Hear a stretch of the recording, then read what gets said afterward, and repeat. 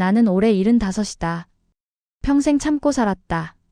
남편한테도 시집살이에도 자식 키우는 일에도 그렇게 참고 살았더니 남은 건 이 몸 하나와 매달 들어오는 연금뿐이었다. 그 연금이 내 마지막 자존심이었다. 내가 젊어서 일해서 받은 돈. 남 눈치 안 보고 쓸 수 있는 유일한 내 돈. 그런데 그 연금에서 돈이 사라지기 시작했다. 며느리 연주는 말했었다. 기저귀 값이라고. 병원비가 늘었다고. 노인복지센터에서 더 필요하다고.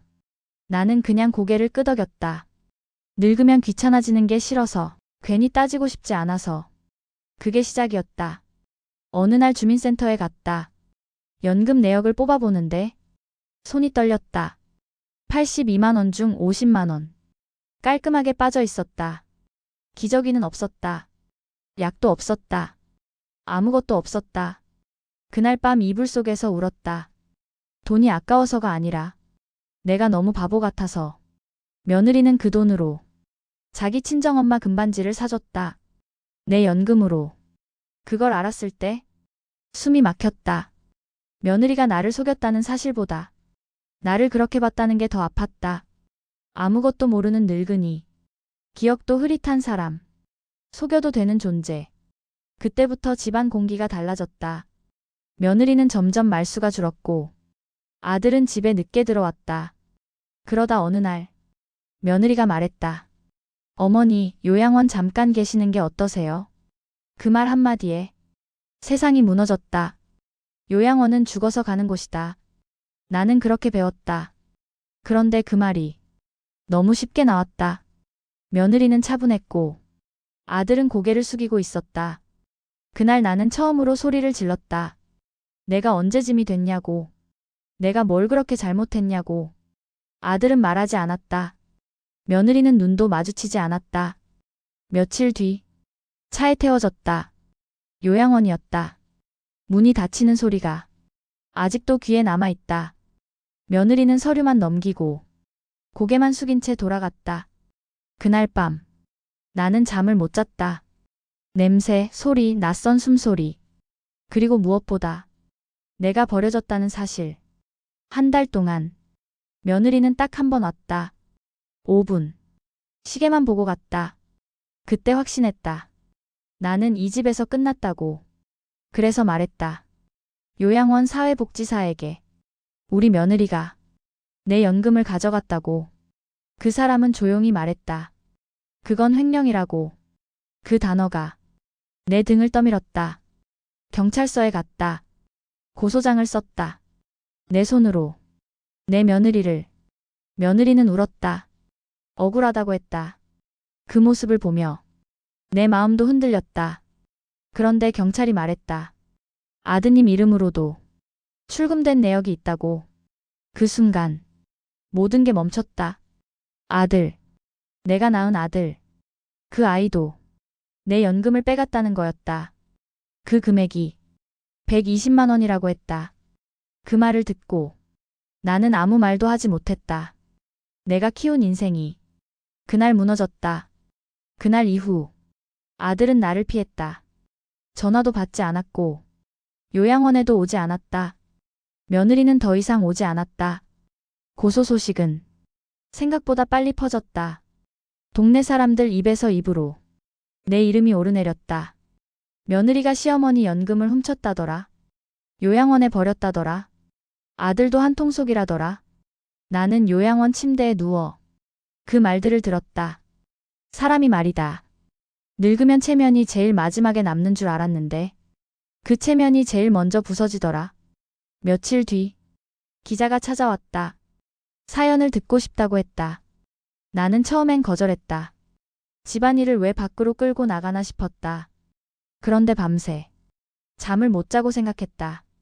나만 참고 살면 이 일은 아무 일도 아닌 게 된다. 며느리는 계속 살고 아들은 다시 일상을 찾고 나는 요양원에서 조용히 사라질 것이다. 그게 맞는 건가? 다음 날 나는 기자에게 말했다. 내 연금으로 금반지를 샀다고. 나를 요양원에 보내고 그 돈을 썼다고. 기사는 빠르게 퍼졌다. 연금 빼앗기고 요양원에 버려진 노인. 그 제목을 봤을 때 이상하게도 눈물이 나지 않았다. 속이 텅 빈 느낌이었다. 그날 이후 며느리 연주는 회사에서 불려다녔다. 사람들이 수군거렸고 결국 권고사직을 당했다. 나는 그 소식을 듣고 잠시 눈을 감았다. 연주가 잘못한 건 맞지만 모든 걸 혼자 뒤집어 쓰는 건 아니라는 생각이 들었다. 그런데 더 충격적인 말이 경찰서에서 나왔다. 아들이 내 이름으로 대출을 시도했다는 것이다. 서류까지 준비됐고 제출 직전이었다고 했다. 그 말에 숨이 막혔다. 연금도 모자라서 이젠 내 이름까지 쓰려고 했다는 거였다. 그날 나는 처음으로 아들이 무서웠다. 아들이 아니라 남의 사람처럼 느껴졌다. 경찰 조사에서 아들은 말했다. 엄마는 모르잖아요. 어차피 요양원에 계시니까. 그 말이 내 귀를 찢었다. 모르니까 괜찮다. 늙어서 판단 못하니까 상관없다. 그 말 속에는 미안함도 죄책감도 조금도 없었다. 그날 밤 나는 요양원에서 혼자 중얼거렸다. 내가 널 그렇게 키웠나? 내가 이렇게 키웠나? 며느리와 아들은 서로를 탓하기 시작했다. 네가 먼저 연금 빼갔잖아. 아니야, 당신이 더 많이 썼잖아. 서로 살겠다고 서로를 밀어냈다. 나는 그 소리를 전화기 너머로 들었다. 그리고 깨달았다. 나는 이 싸움의 중심이 아니라 이 싸움의 연료였다는 것을. 내 돈, 내 이름, 내 인생 모두 그들이 살아남기 위한 도구였다. 그래서 결심했다. 며느리에 대한 고소는 취하하겠다고. 그 애는 잘못은 했지만 악의는 없었다. 경찰이 물었다. 아드님 건도 취하하시겠습니까? 나는 고개를 저었다. 아니요. 그건 그대로 가주세요. 그 결정은 눈물도 없이 나왔다. 며칠 뒤 아들이 요양원으로 찾아왔다. 엄마, 나 좀 살려줘. 그 말이 이제 와서 무슨 의미가 있나 싶었다. 나는 말했다. 나는 더 이상 너를 도와줄 수 없다. 그 말에 아들은 주저앉아 울었다. 그 울음소리는 어릴 적 울음이 아니었다. 자기가 만든 구덩이에 빠져 살려달라고 외치는 소리였다. 나는 등을 돌렸다. 그날 나는 처음으로 아들에게서 등을 돌렸다. 아들이 요양원에서 나간 뒤 며칠 동안 아무 연락이 없었다. 그게 마지막이었다. 회사에서는 이미 잘렸고 집은 압류 절차에 들어갔다고 들었다. 아들은 갈 곳이 없었다. 친척들도 등을 돌렸고 지인들도 피했다. 그동안 살면서 얼마나 많은 사람을 이용하며 살아왔는지 그제야 드러난 것이다. 며느리 연주는 짐을 싸서 나갔다. 요양원으로 와서 마지막으로 인사했다. 어머니, 저 정말 살고 싶었어요. 그 말에 나는 고개를 끄덕였다. 그래, 너는 살고 싶었겠지. 하지만 나도 살고 싶었다. 우리는 서로를 바라보다 아무 말도 하지 않았다. 그 애는 울었고 나는 울지 않았다. 연주는 그렇게 내 인생에서 완전히 사라졌다. 경찰에서 연락이 왔다. 아들은 횡령과 사기 혐의로 입건되었다고 했다. 벌금형이 아니라 실형 가능성도 있다고. 그 소식을 들었을 때 이상하게도 가슴이 조용했다. 분노도 슬픔도 없었다. 사람 마음이 너무 오래 찢기면 아무 감정도 남지 않는다는 걸 그때 처음 알았다. 며칠 뒤 아들이 다시 찾아왔다. 이번엔 울지도 않았다. 엄마, 나 출국하려고. 그 말은 도망이란 뜻이었다. 나는 그 얼굴을 오래 바라봤다. 내가 품에 안고 젖먹이고 손잡고 걷던 그 얼굴. 하지만 이제는 낯선 사람의 얼굴이었다. 그래, 가라. 그 말밖에 해줄 말이 없었다. 아들은 고개를 숙이고 돌아섰다. 그 뒷모습을 보며 나는 생각했다. 나는 아들을 잃은 게 아니라 이미 오래전에 아들이 나를 버렸다는 것을. 며칠 후 출국은 실패했다. 공항에서 체포되었다고 들었다. 그 소식을 전해 들었을 때 나는 창밖을 보고 있었다. 햇빛이 따뜻했고 바람이 불었다.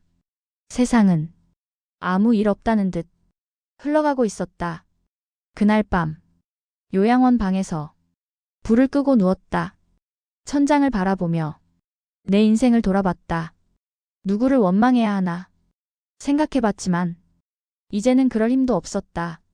내가 너무 많이 참고 살았고 너무 많이 줬고 너무 늦게 멈췄다는 생각만 들었다. 사람들은 말한다. 부모는 자식을 끝까지 품어야 한다고.